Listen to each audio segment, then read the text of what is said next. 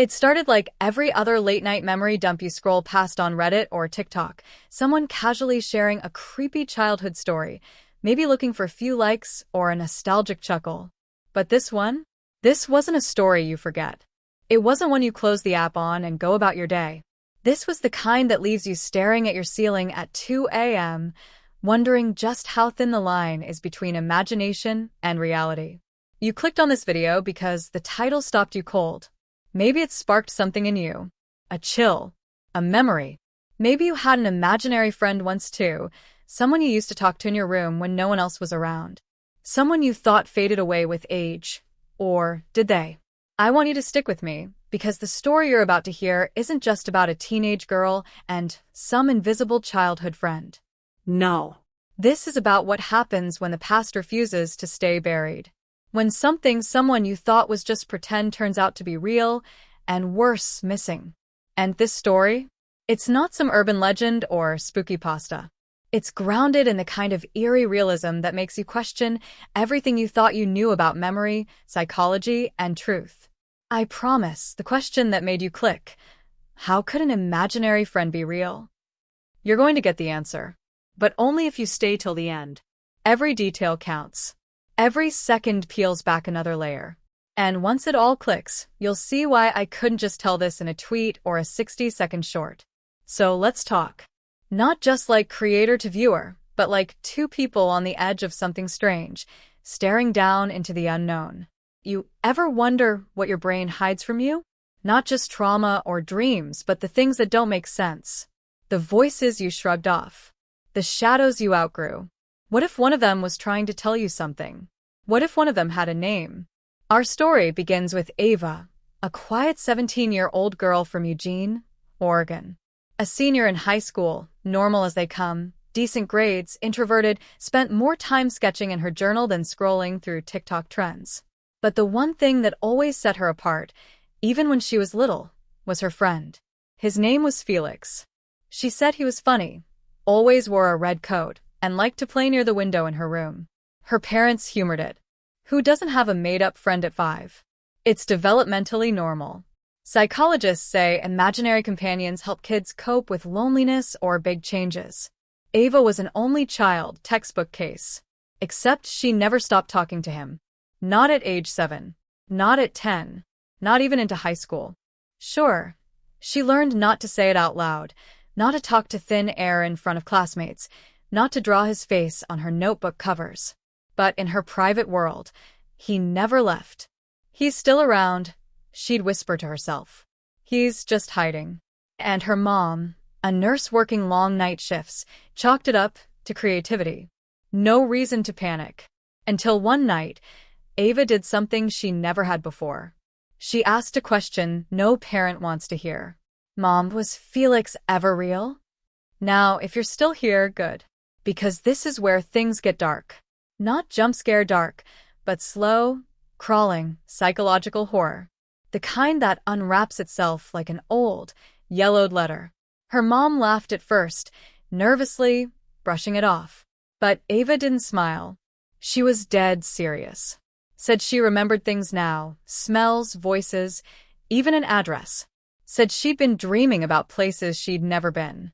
She'd wake up crying and wouldn't say why. And her journal? The one she'd carried since middle school? It had page after page of Felix's face. Always the same. Black curly hair, freckles, red coat. And always alone. You'd think it was just anxiety, right? A mental health spiral from stress. Senior year is brutal, college apps, social pressure. Her guidance counselor agreed. Referred her for therapy. But here's the twist, and this is where it starts to get unsettling. One of Ava's drawings, just one, ended up online. In a post she didn't even remember uploading. Just a sketch captioned, "I used to talk to him. Where did he go?" And within hours, a stranger commented something no one expected. "I think I know who that is. He went missing in 2008. Now pause. Think about that. This isn't some viral ghost story. A girl draws her imaginary friend, and someone halfway across the country matches that face to a real-life missing child. What would you even do in that moment? Laugh it off? Call the police? Shut down your account? Ava didn't laugh. She clicked the link the commenter sent. It led to a missing persons database. And there he was, Felix Moreno, age 7. Disappeared from a campground in Northern California during a family trip in the summer of 2008. No leads. No suspects. Cold case. And here's the part that hits like a gut punch. The sketch Ava made? It wasn't just similar.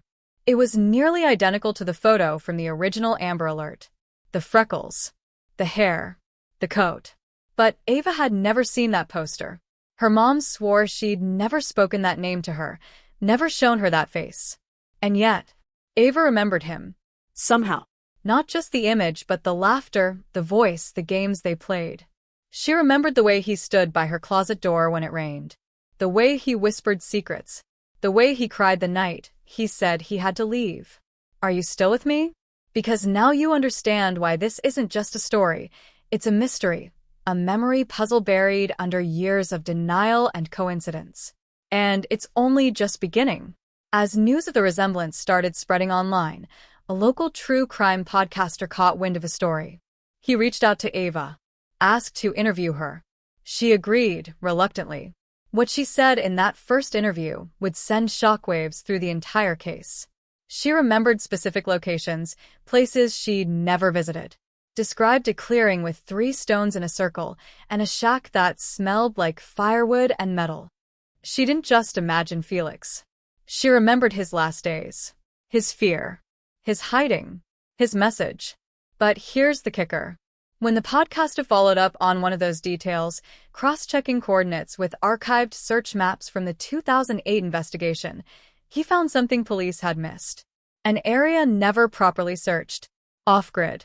Deep woods. And the moment they set foot there, they found something they couldn't explain. But that's where I have to stop for now. Because what they uncovered next didn't just rewrite Ava's past. It cracked open a case that had been silent for over a decade. And if you thought this was just a psychological coincidence, a weird overlap of childhood dreams and cold case trauma, what happens next might change your mind.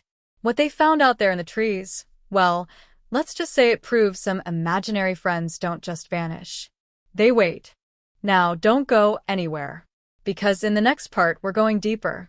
The clues, the voices, the connection between a missing child and a girl who never knew she was a witness. This story is far from over. And the truth? It's scarier and more real than fiction. Ava never thought her quiet life would spiral into something straight out of a true crime documentary. Just weeks before everything began unraveling, her biggest concern had been senior prom and whether she'd gather the courage to ask Ryan Matthews, the kind-hearted guy from her history class who always let her borrow his notes. She wasn't a loner, but she wasn't exactly in the spotlight either. Ava existed in that in-between space known by many, understood by few.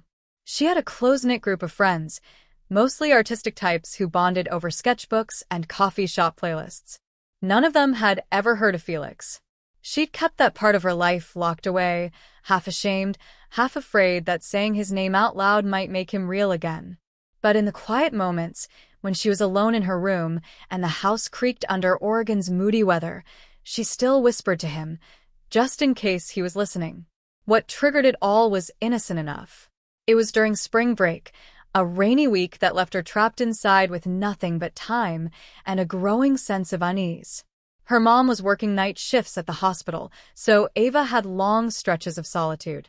She started sorting through old boxes in the attic, yearbooks, childhood drawings, birthday cards.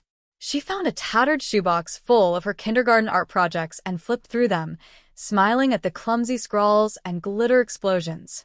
But one drawing stopped her cold. A stick figure boy with a shock of curly black hair, a red coat, and an arrow pointing to him with the word Felix, written in backward letters, something only 5-year-old Ava could have done. The background wasn't a playground or house.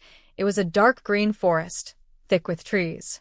She didn't remember drawing it, but looking at it made her chest tighten, like something just under her skin was trying to claw its way out. The memories didn't come all at once. They trickled in strange, disconnected flashes. A hand tugging hers through a foggy trail. A laugh echoing through pine trees. A door made of rusted metal with initials carved into it. She started dreaming about those woods nightly, always waking up gasping, heart pounding, unsure if she'd screamed. She told her mom, who suggested it was stress, maybe anxiety about leaving for college. Her mom had been more distant lately anyway, quick to change the subject whenever Felix's name came up. Ava noticed it but didn't push. Something told her the truth wouldn't come easy. She turned to the internet, first Reddit, then forums about repressed memories and shared hallucinations. That's when she made the post that accidentally went viral. She didn't even remember uploading the sketch of Felix, but when she saw the comment linking him to a real missing child, something in her broke open. She spent hours combing through archived news articles, YouTube clips of the original search parties, and Reddit threads about unsolved disappearances. Felix Moreno disappeared in 2008. No trace, no suspects, no closure. His family had since moved away, and the case had faded into the noise of 1,000 other unsolved tragedies. But Ava's face haunted the same databases now, her drawing pinned next to his photo in Reddit conspiracy threads, side-by-side TikTok videos comparing her sketch with the missing poster, even local influencers using the case for mystery deep dive content. She hated the attention, but she couldn't stop looking. Because buried in the noise were small details that only she would recognize, things that weren't public knowledge, things she remembered. Not everything added up. Her mom denied ever visiting California, let alone a campground. But Ava stumbled upon a credit card charge in an old filing box, gas station receipt from Mendocino County, July 2008. When she brought it up, her mom froze. Said it was a stopover during a road trip with her late husband, Ava's dad, who died in a car accident when she was only 3. A tragic, well-worn story in their family history. But Ava couldn't shake the feeling that there was more. Why had her mom buried that trip? Why lie about something so specific? The more she asked questions, the more her mom pulled away. Even her closest friends began to feel like strangers. Brielle, her best friend since middle school, stopped responding to late-night texts after Ava confided in her about the dreams. At first, Brielle tried to be supportive, saying maybe Ava was tapping into something cosmic or past-life energy, something she probably heard from her crystal-obsessed older sister. But when Ava mentioned the missing boy and showed her the database, Brielle's expression shifted from curiosity to fear. She told Ava to drop it, to let sleeping ghosts lie. The next day, Brielle unfollowed her on Instagram without a word. It was subtle, but it hurt like hell. Ava felt the walls close in. Then there was Mr. Lantham, her AP psychology teacher. Sharp, intuitive, and always willing to listen. Ava approached him after class one day, cautiously bringing up repressed childhood memories. He didn't dismiss her. In fact, he looked startled. Asked if she'd ever seen a hypnotherapist. Suggested that sometimes trauma manifests through invented characters. But something about his tone didn't sit right with her. Like he wasn't surprised. Like he knew more than he let on. She looked him up that night. Found out he used to teach in Northern California. Left abruptly in 2008. No explanation. Her stomach dropped. Coincidence? Maybe. But in a story like this, nothing felt random anymore. And then there was the man in the red SUV. He started showing up outside her school. Always parked down the street. Never got out. Just sat there. She noticed him first during lunch, then again at dismissal. The third time, he was parked in front of her neighborhood. When she told her mom, the response was robotic, probably a delivery driver or something. But Ava knew better. The SUV had no company logo. And the license plate? She memorized it and ran it through a public database. Registered in Humboldt County, only an hour from where Felix disappeared. Ava didn't sleep that night. By now, the community was buzzing. Her story had reached local news, and Ava couldn't walk through school without hearing whispers. Some people called her a liar, an attention-seeking weirdo. Others were convinced she was some kind of psychic. But no one really understood. Not even Ava. And that's what made it worse. Because she didn't want to be right. She didn't want to be connected to a child's disappearance. But deep down, she felt it. The way you feel the presence of someone watching you in a room you thought was empty. The podcaster, Marcus Rains, offered to help her sort through the facts. He wasn't famous, but his channel had a loyal following in the true crime community. He flew in to meet her in person, brought along a forensic sketch artist to compare her drawings with the original police files. Marcus treated her gently, like a witness, not a freak. And when they showed her images from the campsite, things the public had never seen, Ava started identifying landmarks. A fire pit, a worn-out camper van, a trail that led to nowhere. Marcus' voice, normally calm and clinical, cracked as he spoke. "These aren't guesses, Ava. You're describing places the police couldn't even find without dogs." But not everyone was happy she was digging into the past. Strange emails began arriving, some anonymous, others from burner accounts, telling her to stop. That she was remembering things that were never hers. That she was stepping into someone else's nightmare. One simply read, "You weren't supposed to see." Ava wasn't sure what that meant. But she couldn't stop now. Something deep inside her was awake for the first time in years. And the more she uncovered, the more she realized she wasn't just a footnote in Felix's story. She might be the reason it never ended. And just when she thought the danger was still distant, still theoretical, her mom's car was broken into one night. Nothing stolen, just the glove compartment ransacked. Papers missing. And a note, taped to the windshield, scrawled in uneven handwriting. "Stop digging. He's not yours to find." Now, ask yourself, who would write something like that? Because the list of suspects isn't small anymore. And one of them may be watching her right now. Ava thought she was making progress. The viral attention, the interviews, the podcast exposure, it all felt like forward motion, like momentum pulling her closer to the truth. But just as quickly, the path began to blur. One morning, she woke up to find the original drawing of Felix, the one she had posted online, gone from her nightstand drawer. At first, she blamed herself. Maybe she misplaced it. Maybe it slipped between the pages of a book or got shuffled into a stack of notebooks. But the rest of the drawer was untouched. Even the crumpled post-its and loose markers were still in place. Only the drawing was missing. And then came the other signs. Her laptop, which she always kept locked, had a browser history full of pages she didn't visit. A police forum login she never created. Messages half-typed and left in drafts to someone named JS whom she didn't recognize. Someone had been inside her digital life, and they knew exactly what to look for. When she told Marcus, he seemed concerned but strangely calm, as if he expected something like this to happen. He suggested backing up her files and changing passwords. But Ava noticed a shift in him after that. He became more distant, more protective of his research. He stopped forwarding her new findings and didn't return texts as quickly. One evening, when she asked to see the forensic sketches again, he told her he had mailed them back to the artist for archiving. "Safety reasons," he said. But Ava didn't believe him. The easy trust they had built began to crumble under the weight of unspoken things. Why was Marcus pulling back now, just as the pieces were starting to connect? And then there was the issue with the county records. Ava had discovered a lead buried in a Reddit thread, a document from a foster care system in Humboldt County listing a boy named Felix Moreno as temporarily placed in the summer of 2008. The file was supposedly public, accessible through an old archive site for family services. But when she tried to download it, the page timed out. Every time. She contacted the archive support team and received a bland reply. "Document has been removed pending legal review." Legal review? Of a foster file over a decade old? That's when she realized someone was scrubbing the past. Someone who didn't want Felix's name linked to hers. Or to anyone's, for that matter. Her own mother became another locked door.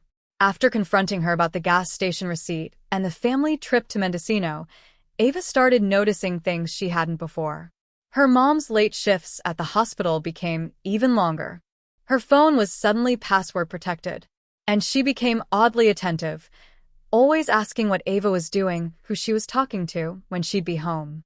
It felt less like care and more like surveillance. One night, Ava snooped through the locked drawer in her mother's bedroom.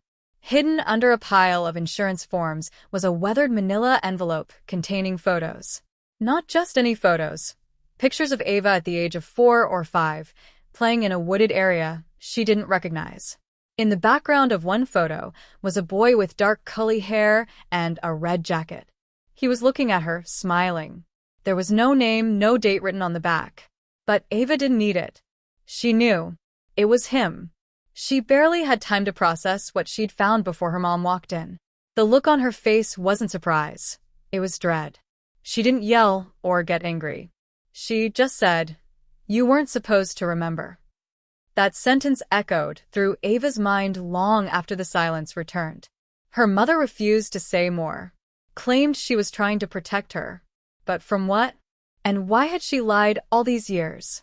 As if that betrayal wasn't enough, Ava learned something even more unsettling. While scrolling through an old Facebook group for missing persons in Northern California, she found a post from a user with a screen name that looked familiar. It was her former babysitter, Angela Holt. A sweet, artistic woman Ava hadn't seen in over a decade, but who used to paint watercolors with her and make her chocolate chip pancakes. The post was dated only a few weeks prior and included a chilling sentence. "I still can't sleep. I saw them in the woods. I never told the mother. I should have said something." Ava messaged her immediately. No response. 3 days later, the post was deleted. And Angela's profile? Deactivated. Every step forward made the road more twisted. Even Brielle, her once trusted best friend, suddenly reappeared out of nowhere, acting strangely kind. Too kind. She invited Ava to lunch after weeks of silence. Said she'd been doing research, as if she'd been working behind the scenes this whole time. She claimed she believed Ava now, even referenced one of the podcast episodes in suspicious detail. But when Ava asked her how she knew about the note on her mom's windshield, something Ava hadn't shared publicly, Brielle went quiet, changed the subject, then laughed it off. It felt rehearsed, like someone had told her what to say. Ava couldn't trust anyone now. Not her mom. Not Marcus. Not even her own memories, which twisted between dreams and forgotten truths. But something in her refused to stop. She returned to the attic again, to the same dusty boxes, hoping for something, anything, to ground her. That's when she found an old VHS tape in a case marked Christmas 2007. There was nothing remarkable about the label, and yet, she felt her hands tremble as she slipped it into the outdated player her mom kept for old home movies.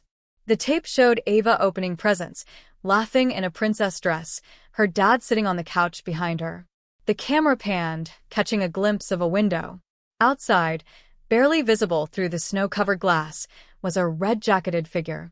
Watching, not moving. She rewound the tape and played it again, then paused it at the exact frame. Zoomed in. It wasn't a shadow. It wasn't a trick of light. It was him. Felix. And somehow he was there. Alive. After he had already been reported missing. The next morning, the tape was gone. Not misplaced. Gone. And someone left a voicemail on her phone. No caller ID. Just breathing. Then 5 words. It was never your memory. Now, ask yourself, whose memory was it? And why is someone desperate to erase it? Ava barely slept after the voicemail. Her mind ran in circles, trying to make sense of what those 5 words could mean. It was never your memory. Then whose was it? And more importantly, who would go to such extremes to manipulate a childhood recollection? She couldn't tell what was worse, that she might have invented Felix entirely, or that someone else planted him in her life. By morning, the weight of paranoia pressed so heavily on her chest, she could hardly breathe. But before she could even piece together her next step, her phone buzzed with a text from someone she hadn't heard from in over 3 years, her cousin Aaron, who lived 2 states away in Oregon. They weren't close. They drifted after high school, only keeping in touch through the occasional birthday text. So Ava knew something was wrong the second she saw the message. "Ava, please call me. Something weird's happening with my daughter. I think it's connected to what you posted." With her pulse racing, she called Aaron immediately. Aaron sounded panicked, whispering as if someone might be listening in. Her daughter, Mia, just 5 years old, had started talking about a boy named Felix who played with her in the backyard. Ava froze. Aaron said Mia described him in eerily specific detail: curly dark hair, a red jacket with silver zippers, blue jeans with a tear in the knee. When Aaron asked where Felix came from, Mia shrugged and said, "He's been watching me from the trees since Christmas." The words hit Ava like a punch to the gut. Aaron didn't know anything about Ava's VHS tape. There was no way she could have fabricated that. But the real twist came next. Mia claimed Felix told her the girl in the attic needed help remembering. Aaron thought it was just a creepy kid story until, that morning, she found a drawing in Mia's room that made her skin crawl. It was the same face Ava had been sketching for months. Not similar. Identical. Ava asked Aaron to send her a photo of the drawing. When the image arrived, Ava's blood went cold. The expression, the hair, even the faint scar over the left brow, it was all there. But Mia had never seen Ava's sketches. Aaron didn't even follow her on Instagram. That was the moment Ava knew this wasn't about memory anymore. It was spreading. Somehow, Felix was reaching into other people's lives. And the more they uncovered, the more the story rewrote itself. Compelled by the new lead, Ava booked a flight to Oregon, desperate to see Mia in person and compare notes. But before she could pack, Marcus showed up at her front door. Pale, sweating, shaken like she'd never seen him before. He didn't say hello, didn't ask how she was doing. He just handed her a manila folder and said, "I need you to see this before you go anywhere." Inside the folder were police reports Ava had never seen before, handwritten notes from a private investigator named Leland Torres, who had looked into a missing child case in 2008 that had been quietly closed without resolution. The boy's name wasn't Felix Moreno, it was Jonah Fields. He disappeared from a remote cabin during a snowstorm in Shasta County while his mother was hospitalized and his caretaker reported him wandering off. Ava stared at the photos in the report. Jonah and Felix were the same child. There was no question in her mind. But it didn't stop there. Torres' final report suggested something more sinister. That Jonah had shown up in drawings, stories, and dream accounts from at least 4 different children across the western U.S. since 2011. None of the families knew each other. None of the children had ever met. But every description was consistent. Red jacket, torn jeans, crooked smile, watching from the trees. Then, at the very bottom of the last page, Ava noticed a name she hadn't expected to see: Angela Holt, the babysitter. She had apparently contacted Torres after seeing the boy in one of her own dreams. Claimed she woke up with muddy shoes and pine needles in her bed. Torres tried to follow up, but Angela vanished. No digital trace. No forwarding address. Her house was found abandoned 6 weeks later, with her phone still charging on the nightstand. Ava demanded to know why Marcus had kept this from her. He looked genuinely terrified when he answered. He said he hadn't wanted to believe it himself. That he thought if he gave her just enough information, she'd lose interest and drop it. But now, after what happened to one of his contacts, someone who helped him track down the foster file Ava couldn't access, he was scared for both of them. That contact, a records officer named Tom Devine, was found unconscious in his car outside a motel 2 nights ago. No ID, no wallet, no keys, just a slip of paper in his coat pocket with a name Ava didn't recognize: Marlena Whitaker. The name rang 0 bells for Ava, but when she searched it, one result caught her attention: a 2006 article about a woman who had survived a car crash in Trinity County and claimed afterward she could see things that weren't hers. Her quote read like something pulled from one of Ava's own journals: "Memories that didn't belong to me. Places I've never been. A boy in the snow who keeps asking for help." That woman had been institutionalized 3 months later after setting fire to her own living room and repeating the words, "It's not my memory," over and over again. Everything was unraveling. The deeper Ava went, the more she felt like she was falling through someone else's dream, an echo chamber of shared memories, forgotten truths, and invisible watchers. Even the people closest to her were starting to act differently. Her mom refused to acknowledge the VHS tape ever existed. Brielle suddenly stopped replying to texts. And when Ava logged into the podcast site where she and Marcus had been uploading updates, she saw a new entry had appeared. one neither of them had created. It was a single audio file titled "He Was Never Lost." The file wouldn't open. Every attempt to download it failed. That same night, while scrolling through her camera roll for clues, Ava found a photo she didn't remember taking. It showed her asleep in bed, her sketchbook open next to her, Felix's face half drawn. And standing behind her in the doorway, barely visible in the dim light, was the outline of a small boy. And just when she thought it couldn't get more disturbing, Erin called again. Her voice was trembling. She said Mia had disappeared. No sign of forced entry. No footprints. Just the window in her room cracked open, and on the floor beneath it, a red jacket covered in dirt. Ava dropped the phone. Whatever this was, it had just started over.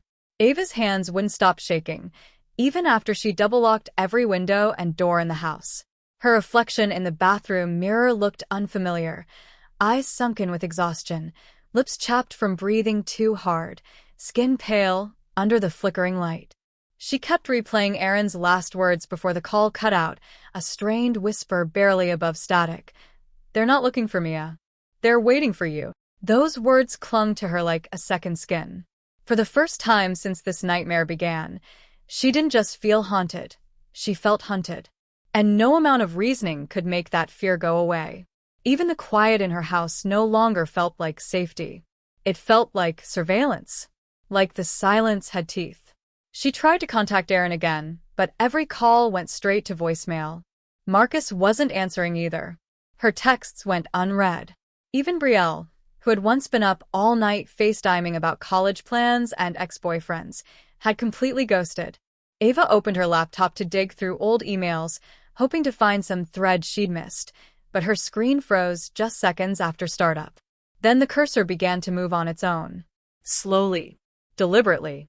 She watched as it navigated to her video folder, clicked open the file containing clips of her childhood VHS tapes, and hovered over the paused frame, showing the red-jacketed boy outside the window. Then, without warning, the file deleted itself. Gone. She sat frozen, breath caught in her throat. Her fingers hovered over the keyboard, unsure whether to scream or smash the laptop. Then a new window opened. A black screen. One line of white text. "Stop remembering." She slammed the lid shut and backed away like the device might explode.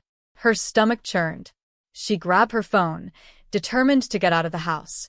Call a friend. Go anywhere that wasn't here. But before she could unlock it, it buzzed. A new message. Unknown number. No words, just a photo. It was her car, parked on the street outside. The photo was taken from inside her house. Ava didn't wait. She grabbed her bag and bolted. She didn't even take time to check if someone was still inside. Her legs moved before her thoughts did, her heartbeat pounding so loud she could barely hear herself think. She drove without a destination, just miles of highway under her tires and the creeping sensation that no matter how far she went, someone or something was always a few steps behind. She tried a hotel in the next town, used a fake name, paid in cash, left her phone in the glove compartment just in case. Sleep never came, only the hollow ache of fear and 1,000 questions with no answers. The next morning, she ventured to a local library to use a public computer. She had to search Marlena Whitaker again. Something told her that woman held more answers than anyone else. But when she finally found a buried forum post by someone claiming to be her niece, Ava read something that made her blood turn cold. The post said Marlena had been transferred from the psychiatric facility after she attempted to remove her own eyes, screaming that she didn't want to see his memories anymore. The niece wrote, she never had schizophrenia. She was lucid, terrified. She said there were layers inside her thoughts that didn't belong to her. Ava felt like she was reading her own diary. That wasn't just a breakdown. It was a warning. And then she saw the newest post under the thread. It was posted just 30 minutes before Ava arrived. It read, "She's awake again, but it's not her voice." Ava shut the browser, heart hammering in her chest. It wasn't paranoia anymore. Something real, something intelligent was interfering, controlling, censoring, maybe even living through people.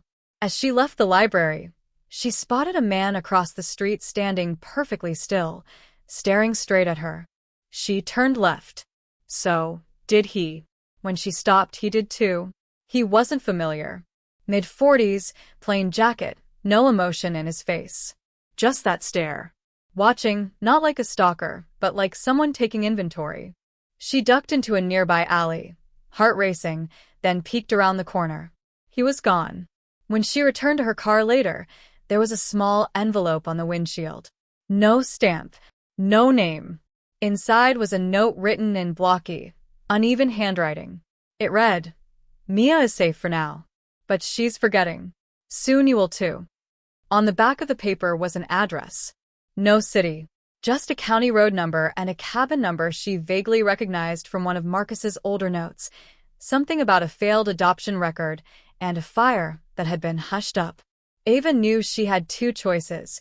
Walk away from everything, let the past sink back into the dark, or follow the address and risk losing what little clarity she still had. But something deeper than curiosity pushed her forward. It wasn't just about Felix anymore. It wasn't just about Mia. It was about whatever force was trying to erase them, rewrite their stories, and control the memories of everyone it touched. And it wanted Ava silent. As she pulled onto the empty road leading toward the address, her phone vibrated violently, despite being powered off. She checked it. Somehow, the screen had turned on again. There was a new message. Not from a number this time, but from her own name. It said, "We warned you not to remember." And beneath it was a photo, one she never took. It was her, standing in front of the cabin she hadn't reached yet. But she was smiling, and in her hand, she was holding Felix's red jacket. The dirt road leading to the cabin stretched endlessly through rows of skeletal trees, their bare branches clawing at the dusky sky like they were trying to hold back whatever truth waited at the end. Ava drove in silence, every muscle in her body tense, her mind replaying the image of herself holding Felix's red jacket. She hadn't taken that photo. Of that she was certain. But somehow, the photo existed. It wasn't a dream. It wasn't a hallucination. And the timestamp on it? It was from tomorrow. The gravel crunched beneath her tires as she approached the clearing. The cabin looked abandoned, windows boarded, roof partially collapsed, and ivy choking the porch rails. It didn't look like anyone had been there in years. But the moment she stepped out of the car, she knew she wasn't alone. The stillness in the air wasn't peaceful, it was staged. A silence so unnatural it felt rehearsed. Then a voice called her name. Calm, familiar. From behind her, it was Marcus. He stood there with his hands in the air like he expected her to run. Ava froze. She hadn't seen or heard from him in days, and now he just appeared out of nowhere like some ghost from a half-forgotten past. She wanted to scream at him, demand to know where he'd been, why he'd gone silent when she needed him most, but the look on his face stopped her. It wasn't fear. It was guilt. Deep, bone-deep guilt that made him look 10 years older than he had the last time they met. He told her he had something to confess, and that if she walked inside that cabin without knowing it, she'd never trust anything again, not even her own thoughts. Ava stood in stunned silence as Marcus explained that Felix, if that was even his real name, had been part of a highly classified memory reconstruction study conducted in the early 2000s, targeting children with signs of early dissociation. The idea was to implant shared imagery, faces, objects, names, into subjects to see if memories could be synchronized across multiple individuals. What started as a fringe experiment quickly spiraled out of control when children began reporting dreams, drawings, and memories involving the same boy, who didn't exist outside of their minds. Or so they thought. The project was shut down, records buried. But some of the kids never stopped seeing him. One by one, they started to disappear. Ava's stomach turned. Her mouth went dry. Because what Marcus said next shattered every foundation she had left. She had been part of that project. That's how they met. Not in college, not during some casual research assistant job, but in the facility itself as children. He had remembered before she did. Had kept it from her because he was afraid that once she started unraveling it all, it would wake something up, something that had been dormant for years, waiting. But the real twist came when he pulled a folded, yellowed photograph from his jacket. It showed a group of kids lined up outside a weathered building, arms linked, smiling for the camera. Ava recognized none of them, except one. Her own face, maybe 6 years old, expression vacant but familiar. Standing right next to her was a boy in a red jacket, and scrawled in childish handwriting on the back of the photo were the words, "Felix is the tether. He keeps the memory real. If he vanishes, so do we." Marcus said Felix wasn't just some ghost or hallucination. He was a safeguard, a kind of anchor implanted to keep the subjects from unraveling mentally.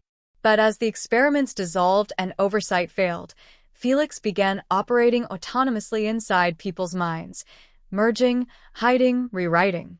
When too many started to forget him, the minds that relied on his presence to stay whole began to fracture. Ava, it turned out, was one of the last. And the strange thing? She had never forgotten him, because she wasn't just a subject in the study. She was the control. The only one whose memories were never supposed to include Felix. Marcus finally looked her in the eyes and said, "You were meant to be the baseline, the clean slate. But something went wrong. You remembered him anyway. And now he's not just part of your memory. He's part of you." Ava stepped back, dizzy, everything tilting. Her mind flashed through images from her childhood, the birthday videos, the imaginary games, the invisible friend who comforted her after her dad left, who told her secrets she never repeated out loud. All this time she thought he was made up. But what if he wasn't? She asked Marcus why she had no memory of the facility. Why no one in her family ever mentioned it. Why even her mother acted like those VHS tapes never existed. That's when he looked at her and whispered, "Because your mom was one of the project's architects. She volunteered you. And she signed the memory erasure clause herself." The world tilted again. Ava couldn't breathe. The buzzing in her ears grew louder. Her mom, the one person she thought she could trust, had orchestrated this? Ava felt the walls of the cabin pull her forward like a magnet, like something inside was calling her by name. But now, everything felt twisted. The truth wasn't just a mystery to solve anymore. It was a trap, layered with manipulated memories, altered histories, and betrayals from people she loved. And the worst part was, she couldn't even trust her own mind to tell her what was real.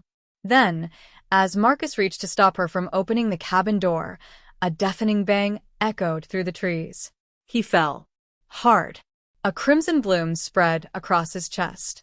Ava turned, eyes wide, heart pounding. Someone else was here. But before she could scream, a calm voice from behind her whispered, "We warned you. Now it's your turn to forget."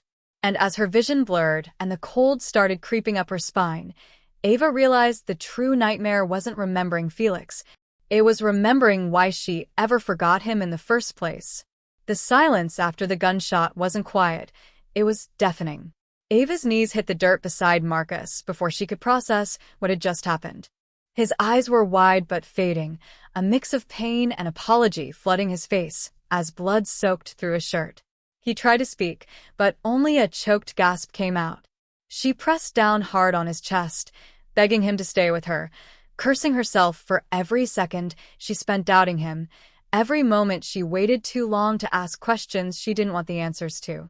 Then his hand gripped hers weakly, and with his final breath, he whispered something barely audible, something that sounded like, "Find the mirror room." And then he was gone.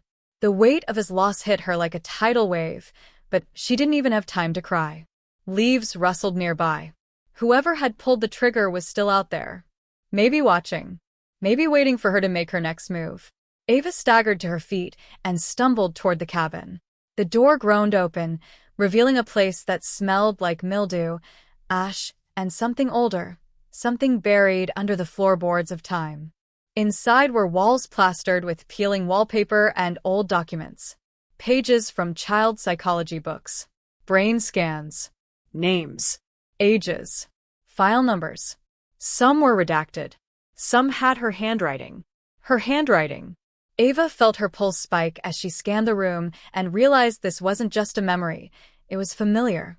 The air, the shadows, the feeling of being watched by things that weren't supposed to exist. And that's when she saw it, A large mirror leaned against a far wall, cracked down the center, but still reflecting her perfectly. Too perfectly. In the reflection, the room looked cleaner, untouched, and behind her was a figure standing in the hallway. She turned around instantly. No one was there. The mirror. The mirror room. Marcus's last words burned in her head. She took a trembling step forward. The moment her fingers touched the glass, a sharp jolt shot through her. A flash. Images of herself, younger, strapped to a chair in a brightly lit lab, electrodes on her temples. A woman's voice, her mother's voice, coaching her gently. He's your friend, Ava. He keeps you safe. Don't ever let go of him. The flash vanished as quickly as it came, but Ava was left reeling. She wasn't just part of the study. She was the study. She was the control, the one they built everything around. And Felix wasn't protecting her. He was controlling her, guiding her mind, rewriting what she remembered, who she trusted, even what she feared. Then her phone vibrated. One message. From Mom. It said, "Come home. Now. No more digging. I'll explain everything. But if you keep pushing, you'll lose more than you can imagine." The words hit harder than any threat. There it was. The ultimatum. Go home. Back to safety. To the version of the world where this was all a misunderstanding. A bad dream she could wake from. Or keep chasing the truth into darkness, knowing it might unravel everything, including her own sanity. Ava's chest tightened. She thought of the family dinners, the long talks on the porch, the bedtime stories her mom used to tell her, the warmth she felt growing up believing she was safe and loved. How could someone she trusted so deeply be part of something so monstrous? And yet, part of her wanted to believe her mom had a reason. Maybe she was coerced. Maybe she didn't understand the full consequences.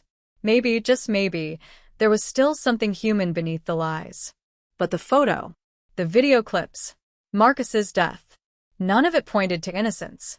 Ava sat down on the edge of a cracked wooden chair, the room spinning around her. What did she have left? Her best friend was missing. Her childhood was a lie. Her own mother might have turned her into a psychological experiment. And the one person who had tried to help her was now bleeding out on the forest floor. She had no one left to trust, except for herself, and even that felt fragile. Then, from outside, she heard the sound of tires on gravel. A car approaching. She looked out through the broken blinds, and her breath caught in her throat. It was her mother, alone, standing outside the car, looking up at the cabin like she already knew exactly what Ava had found. She didn't look angry or panicked. She looked resolved. And in her hand was a small black case, the kind used to carry classified files or old hard drives. Ava didn't know what was inside. But whatever it was, her mom had come ready to end this. Now, Ava had to make a choice. Walk outside, confront the woman who gave her life and possibly destroyed it, and risk everything for the answers she deserved. Or disappear into the woods, vanish like the others, and hold onto her last sliver of freedom before the story consumed her completely. Either way, someone wasn't walking away from this cabin unchanged. And maybe not at all. The moment Ava stepped onto the porch, the air thickened like it was holding its breath, waiting for something irreversible to happen.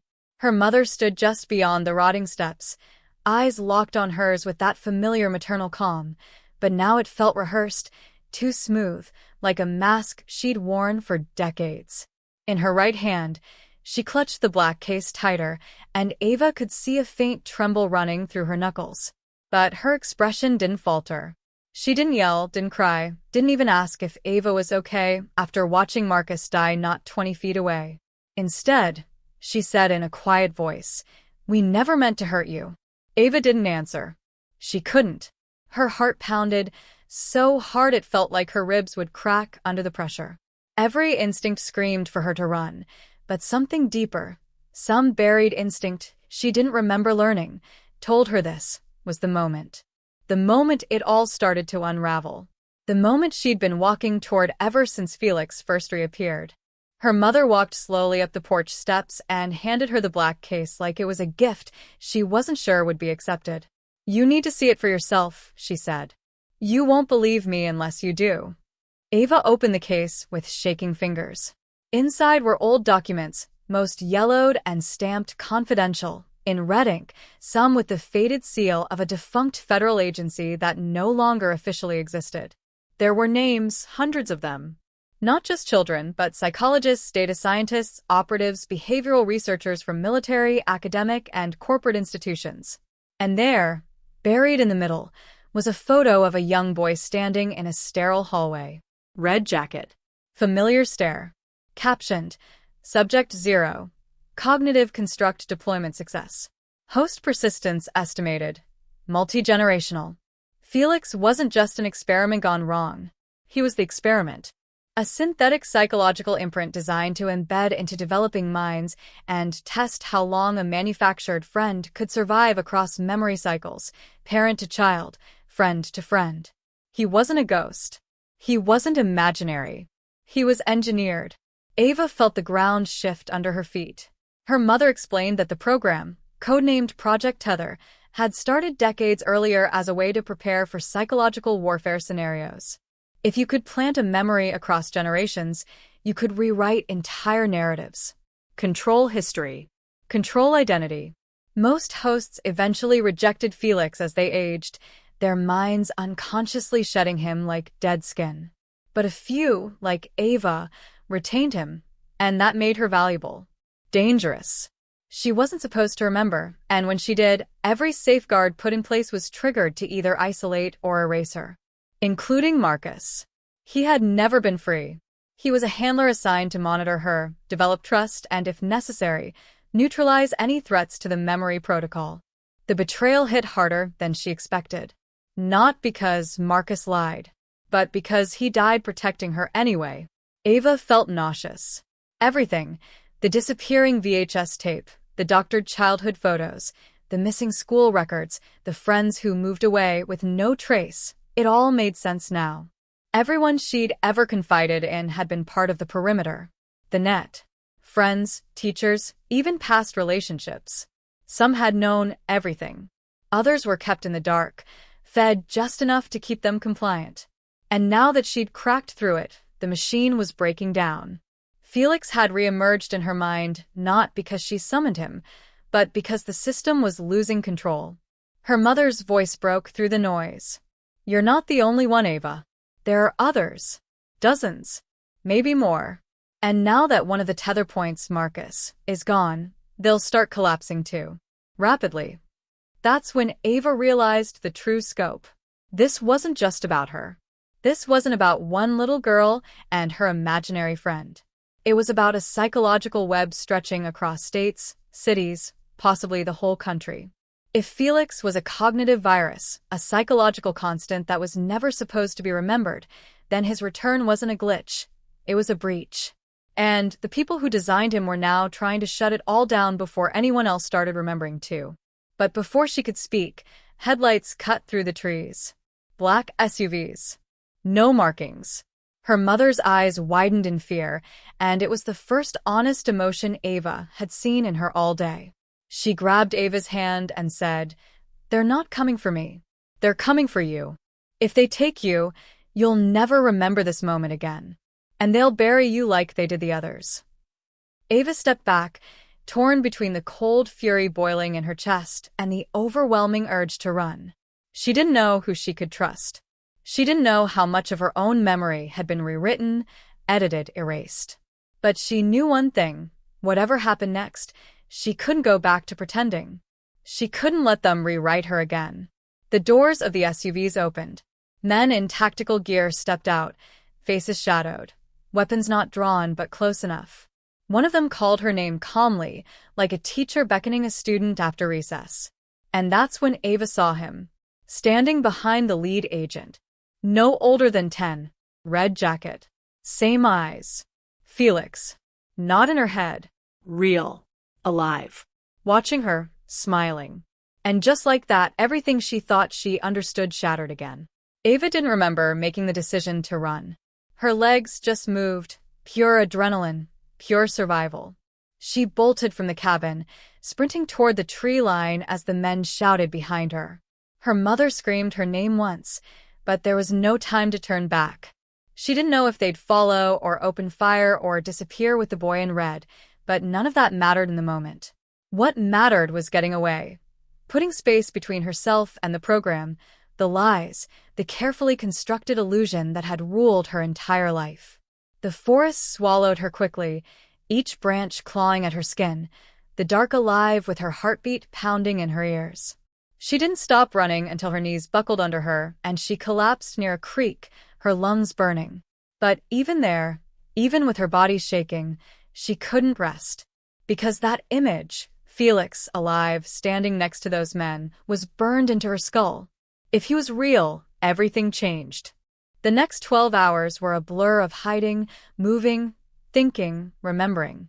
Ava retraced every step of her childhood. She could recall every name, every strange conversation, every time she'd felt out of sync with the people around her. The more she looked back, the clearer it all became. The project hadn't just studied her, they had shaped her.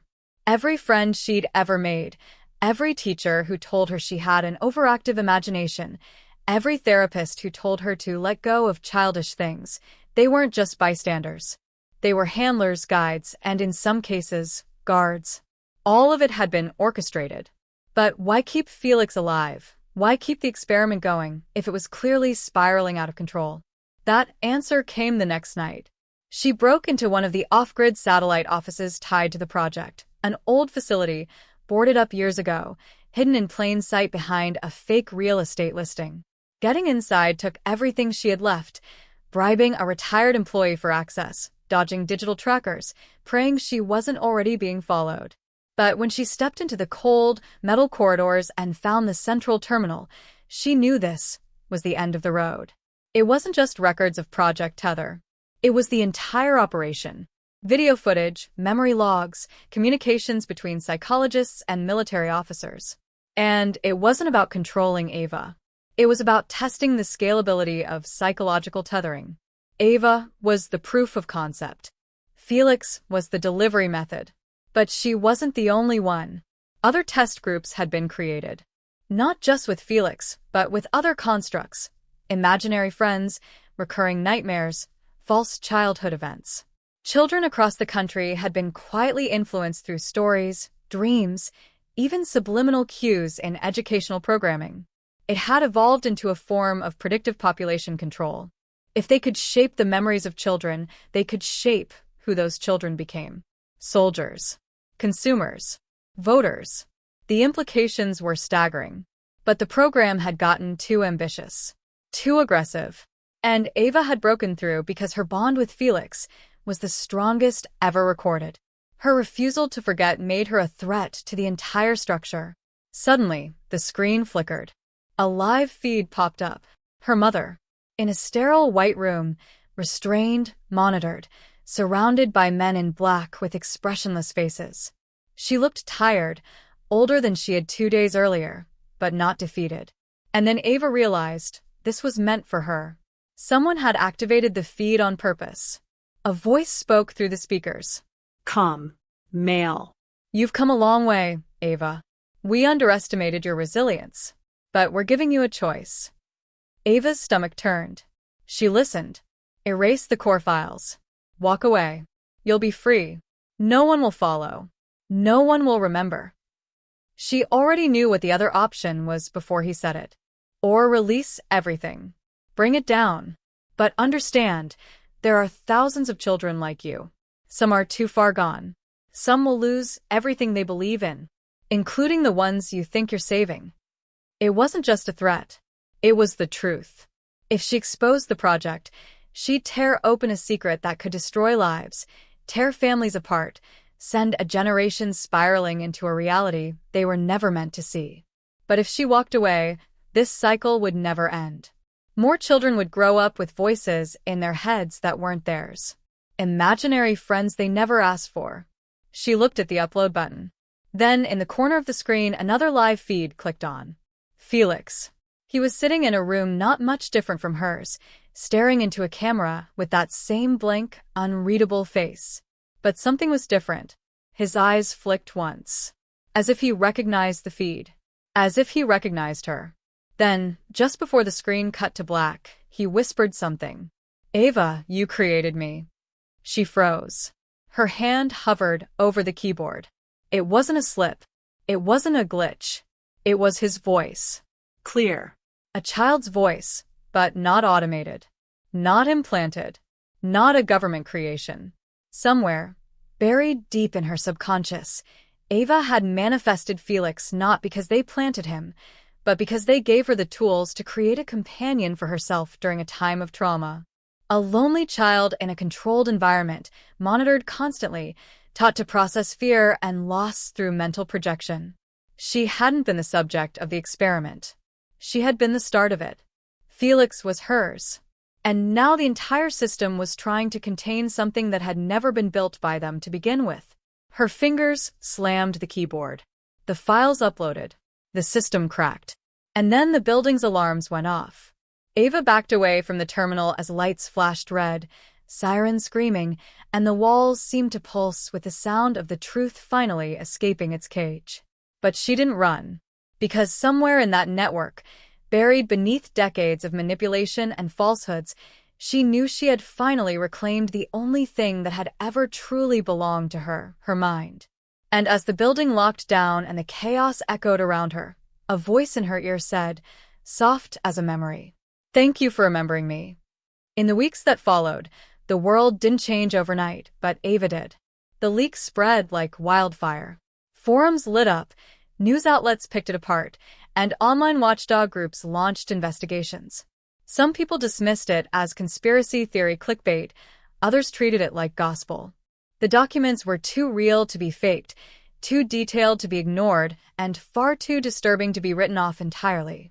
Parents who once laughed off their children's imaginary friends now looked twice. Therapists began reevaluating case files. Teachers asked different questions. Ava stayed in the background, watching it all unfold not as a hero or whistleblower, but as someone who had simply survived something unimaginable. She didn't crave credit or attention. She just wanted it all to stop. But as much as she tried to return to normal, she knew that word no longer had meaning. Her life had been shaped by something far from normal, and now she had to learn how to live with the weight of what she knew. Her mother was eventually released. After a wave of public pressure, a supposed mental health reassignment got her quietly discharged from whatever shadow contract she'd been pulled into. Their reunion was quiet, no dramatic hugs or explosive confessions, just two people who had been forced to live inside someone else's narrative, trying to find their way back to something real. They didn't talk about Felix at first. They didn't need to. His presence lingered between them in the same way a dream does after you wake up. Fuzzy around the edges, but impossible to shake. Sometimes Ava still heard his voice in quiet moments, not as a hallucination, but like an echo left behind in her memory. She didn't know whether he had escaped the network during the system crash, or if he'd simply vanished back into the parts of her brain that created him. But either way, he felt less like a ghost and more like a scar. Proof of something that had once been very real. The government, of course, denied everything. The leaked files were blamed on a rogue simulation experiment, and they refused to acknowledge the broader implications. A few low-level employees were named, discredited, and sacrificed to the media in exchange for silence on higher-level operatives. Ava didn't chase them. She didn't need revenge or justice in the traditional sense. The truth was out there now, and that was more powerful than any courtroom or headline. Others would take up the fight, people smarter and more resourced than she was. What mattered more was the ripple effect. Young people speaking out about strange memories, unexplained dreams, persistent visions of childhood friends no one else remembered. She started getting messages from strangers who had seen her story, read the files, and realized they weren't alone. And Ava made it her mission to quietly help those who reached out, not to solve the entire system, but to give others what she never had growing up. Someone who believed them. But even with her newfound purpose, questions still haunted her. How much of Felix had been implanted, and how much had she created? Was he just a coping mechanism, a psychological rebellion against their control, or something more? A glitch in their system, or the spark of something they never fully understood? On quiet nights, she'd revisit that final message from him, replaying it like a song burned into the back of her mind. Thank you for remembering me. It wasn't just a farewell. It was a reminder that somewhere in the intersection between memory and imagination, something extraordinary had happened. Something they had tried and failed to bury. One evening, while walking through her childhood neighborhood, Ava passed the park where she used to play. The playground was still there, mostly the same: rusty swings, faded paint, the same old bench under the oak tree. She stopped, letting the wind wrap around her like it had all those years ago. And for a moment, just a flicker, she saw a flash of red by the slide. A boy standing there, smiling softly, not saying anything. She didn't move. She didn't call out. She just smiled back. Whether it was a memory, a dream, or something else entirely didn't matter. Because in that second, she understood the real truth. Felix wasn't just a figment or a file. He was the embodiment of something every child holds on to when the world doesn't make sense. A protector, a guide, a voice in the dark. And maybe that's why they tried so hard to erase him. Because in a world built on control, imagination is the one thing they can never fully command. As she turned to leave, the wind rustled through the leaves, carrying a whisper just out of reach. Ava didn't need to look back. She knew she wasn't alone anymore.